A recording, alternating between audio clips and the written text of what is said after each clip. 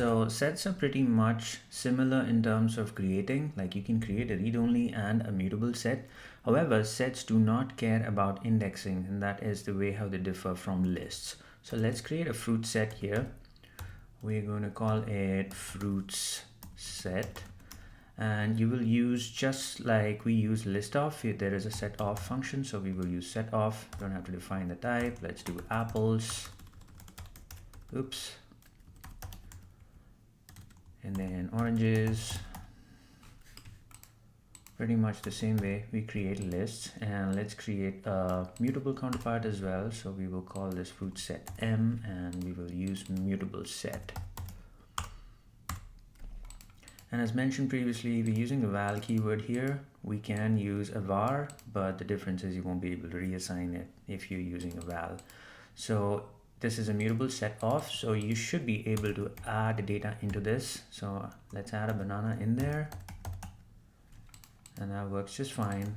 You should be able to remove as well. Let's remove oranges. The other thing to note about set is it does not allow any duplicate. So let's also add an apple in here, which will just simply be ignored. And let's go ahead and iterate through this. Again, 3 ways we can do this: using a for loop, or using an iterator, or using a higher order function. So let's do an iterator here. So we'll create an iterator and just go ahead and create fruit set M dot iterator. We'll grab hold of the iterator and then use a while loop to loop through it.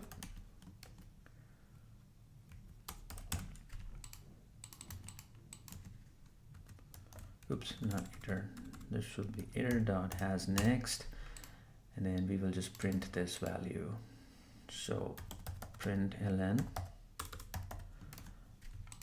and we're just going to print the next element, which is this.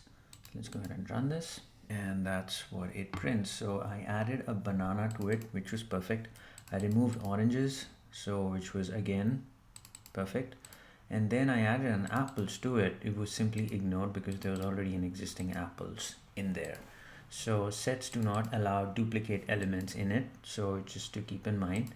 And we can use the same higher order functions as we use in lists. So let's go ahead and try and do a filter here, and let's do apricots here. And what we're going to do is use the predicate, use the arrow operator, and what we'll just filter fruit starting with the letter A. Starts with A, and that is, and then let's do an for each on that and print that element. You can cascade as many higher order functions as you can, so this makes them very powerful, and you could just do some logic using these higher order functions, right? Then you can execute more business logic in here as well. So here I'm just going to print the fruits, and it prints apples and apricots. So just to keep in mind, with sets, you're not allowed to add duplicate elements into it. You should be able to use the 3 types of looping: the for loop, the iterator, and the higher order functions.